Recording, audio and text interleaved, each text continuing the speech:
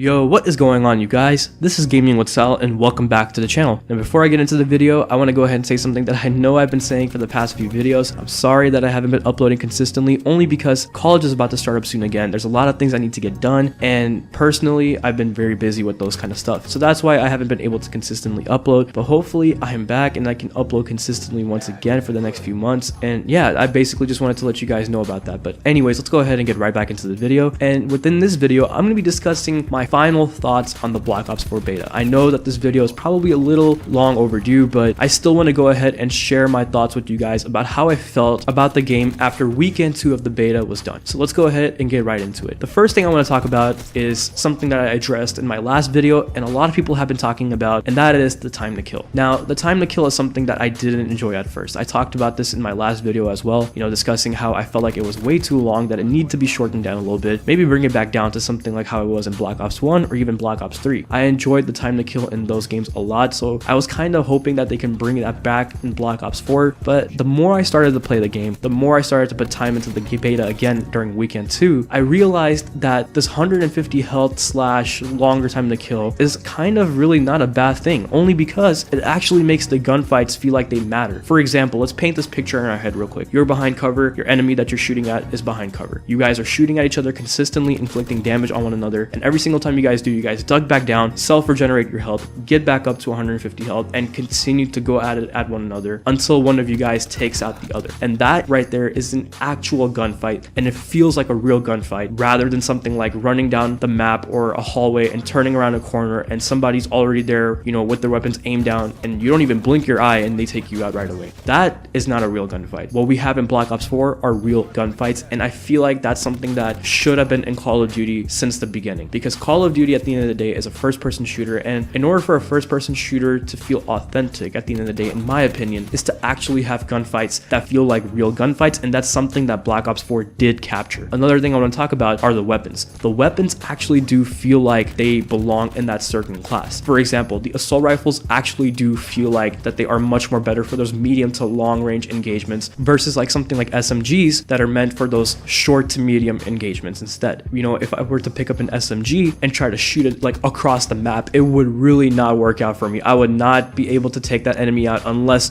that enemy is already damaged and his health is like all the way down to like 37 or something like that. I don't know, but these weapon classes actually feel like that they belong in that class, and that's something that we haven't really seen in Call of Duty before as well, because if we think about it, every single Call of Duty had that 1 or 2 weapons in each class that felt so dominating that they essentially felt like that they were crutch weapons to use. Remember back in Modern Warfare 2, the UMP-45, even though it was a submachine gun, you could literally snipe with that submachine gun. That's something you're not going to be seeing here in Black Ops 4, and I actually do enjoy that because it actually makes the weapon feel authentic, which is something that they were actually trying to go for, and they actually did capture that authenticity for each weapon, in my opinion. Another thing is that I started to see that a lot of people were using a lot of different types of weapons within this beta. It's not like that everybody was using the ICR or everybody was using the Rampart. I actually saw people using so many different varieties of weapons throughout the beta, and that's something that's really, really nice to see. Only because I hate it whenever Call of Duty comes out with a certain amount of weapons, but then only 1 to 2 weapons are always showing up in every single match, and every single time you yourself as a player load in, you feel like you have to use those like 1 to 2 crutch weapons. But in this game, I genuinely picked up different weapons, not because I was unlocking them and I wanted to go ahead and try everything out during this beta, but more like I actually enjoyed using every single weapon that I was unlocking. Whenever I started the game off, I was playing with the KN57, enjoyed that weapon a lot. I unlocked the ICR, started to play with that, enjoyed it as well, unlocked the Rampart, used that a lot, etc. So every single time I was unlocking a weapon, I did start to use it just because I wanted to go ahead and give it a try, but I actually stuck with that weapon because I enjoyed how that weapon was performing, and that's something that I honestly haven't seen myself do in a Call of Duty game in a long time. Even with the past,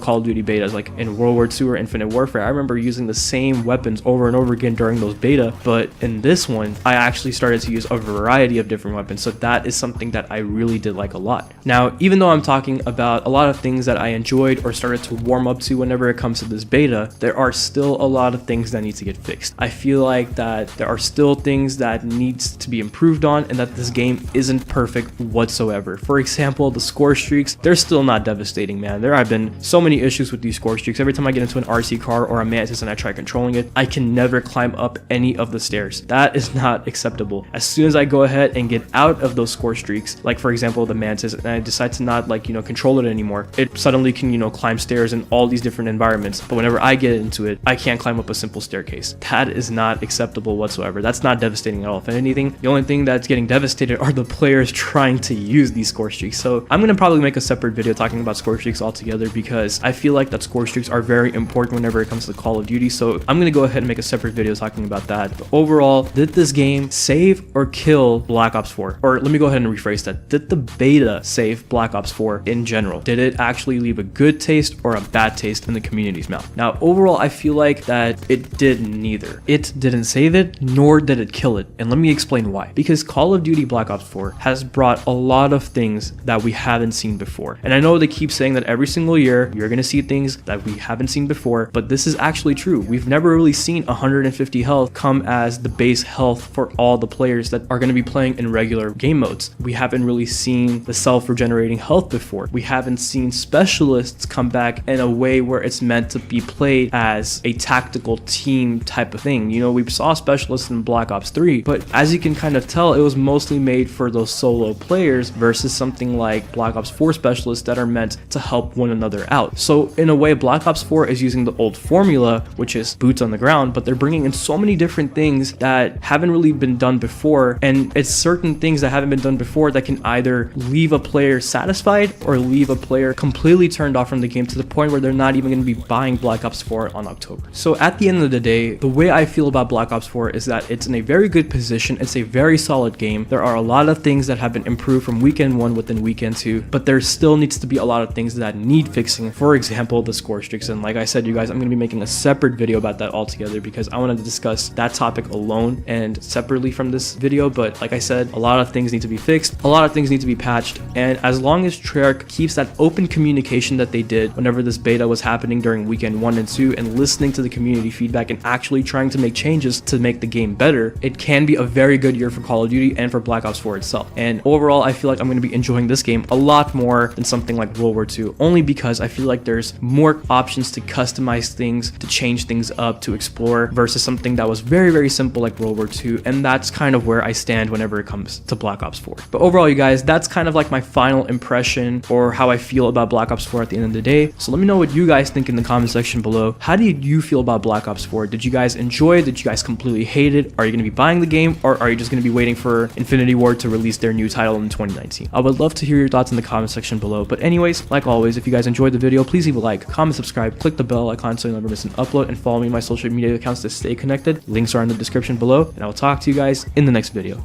Take care of yourselves, and bye.